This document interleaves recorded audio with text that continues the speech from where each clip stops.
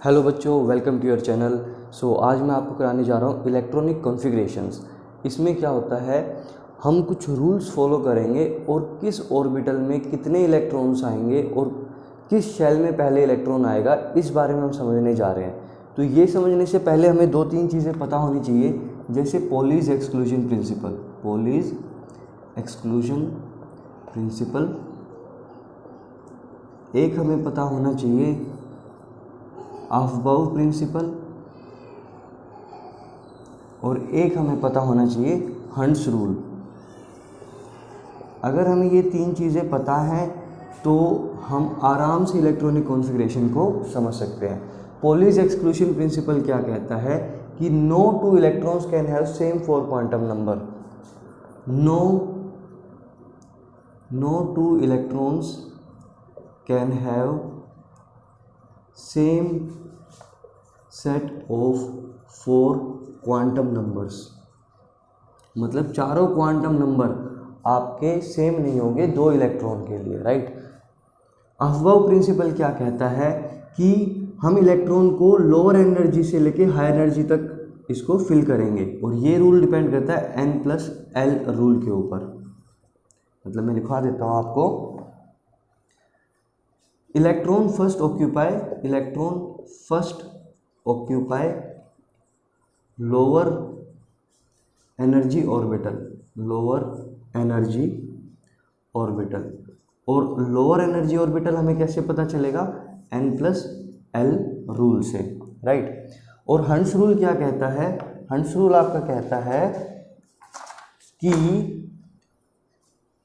आपके जो इलेक्ट्रॉन्स होते हैं, जैसे हम फिल कर रहे हैं इसको, मान लीजिए ये हम p का ले रहे हैं जिसके अंदर 3 ऑर्बिटल हैं, ये s है, तो यहाँ पे हमने फिल कर दिया, राइट। इसके बाद हमने एक इलेक्ट्रॉन यहाँ लेकर आए, उसके बाद हम अगला इलेक्ट्रॉन यहाँ लाने के बजाय पहले उसको हाफ फिल करेंगे, राइट। उसके बाद ही हम इसको पेयरिंग करेंगे, पहले हाफ फिल करेंगे, ठीक है। तो ये 3 रूल्स हैं जिसको हमें यूज़ करके आपके इलेक्ट्रॉनिक कॉन्फ़िगरेशन को कंप्लीट करना है। हंट्स रूल कहता है electron in a subshell are paired only when all the orbitals of subshell are half filled with parallel spin, ठीक है। तो पहले हम उसको हाफ फिल करेंगे, इसका रीज़न क्या है, ये ज़्यादा स्टेबल होता है, ठीक है। तो हाफ फिल करेंगे पैरेलल स्पिन के साथ, और उसके बाद उसको पेयरिंग करेंगे। तो ये 3 प्रिंसिपल के बेसिस पे हम इलेक्ट्रॉनिक कॉन्फ़िगरेशन को समझेंगे।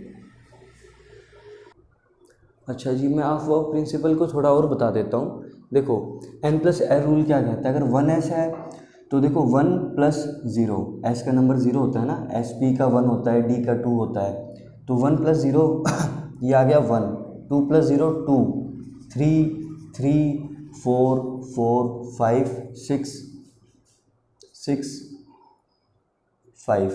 तो देखो हम किस तरह से फिल करेंगे, ये 1 आपका जो कम है उसे हम पहले फिल करेंगे, फिर हम 2 को पहले फिल करेंगे। अब दोनों में 3 3 है, तो हम किसको पहले फिल करेंगे, जिसका n कम है, तो हम पहले इसे फिल करेंगे, ठीक है।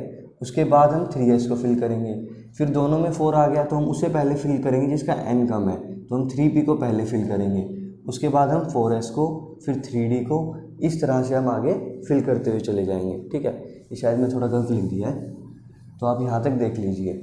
एक अफबाउ प्रिंसिपल बुक्स में ऐसे समझाया हुआ है कि हम इस तरह से फिल करेंगे, 1s को, फिर 2s को, फिर वापस आएंगे 2p 3s को, फिर 3p 4s को, फिर 3d 4p 5s को, इस तरह से हम फिल करते हुए चले जाएंगे।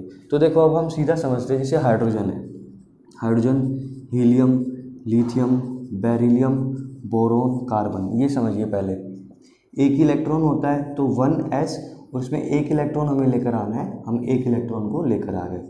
हीलियम में 1s2, उसके बाद लिथियम में 1s2 और 2s1, इस तरह से हम आगे चलेंगे। ये पहले से ही बॉक्स मैंने कुछ बना दिए हैं, रिप्रेजेंट हम इस तरह से करेंगे, और ये दूसरा तरीका है बॉक्स में रिप्रेजेंट करने का, जिससे हमें इलेक्ट्रॉन की स्पिन भी पता चल जाए कि इलेक्ट्रॉन स्पिन किस तरह से कर रहे हैं। तो हाइड्रोजन 1s होता है, s ऑर्बिटल में आपको पता है एक ऑर्बिटल में 2 इलेक्ट्रॉन आ सकते हैं, राइट। और आपको ये भी पता है P के अंदर 3 ऑर्बिटल होते हैं, -1, 0 और 1। आपको शायद ये पता होगा, S 0 होता है, P 1 होता है, D 2 होता है, और इनके जो ऑर्बिटल्स होते हैं वो होते हैं -1, 0 और 1। इसी तरह 2 के होते हैं -2, -1, 0, 1, 2, 5 ऑर्बिटल्स होते हैं। और इसका सिर्फ एक ही ऑर्बिटल होता है, 0 ही, 0 का सिर्फ ऑर्बिटल एक ही होगा, राइट।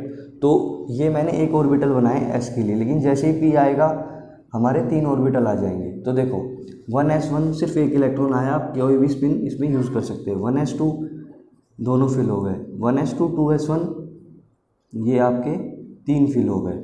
Beryllium 1s2, 2s2। आपको ये एटॉमिक नंबर आपको पता ही होंगे, hydrogen, helium, lithium, beryllium, boron, carbon, nitrogen, इस तरह से।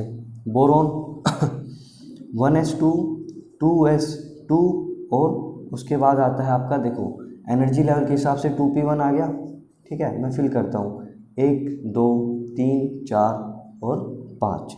6th पे यहाँ पर हम हंस रूल का यूज़ करेंगे, 1s2, 2s2, 2s2 और फिर 2p2। p में 6 आएंगे, ठीक है। एक बॉक्स में 2 आ सकते हैं, 2, 2, 4 तो 6। तो यहाँ पे 2 इलेक्ट्रॉन आए, फिर 2 आए, फिर यहाँ पर 1 आए। अब यहाँ पर 1 नहीं आएगा, अब अगले में 1 आएगा, नेक्स्ट में। हंस रूल ये कहता है जब तक ये हाफ फील्ड नहीं हो जाते पैरेलल स्पिन के साथ, जब तक हम इसको पेयरिंग नहीं करेंगे, ठीक है। अब कार्बन के बाद नाइट्रोजन 7th नंबर पर, 8, 9, 10, 11, 12। तो ये आ गया 1s2, 2s2, 2p4 और 3।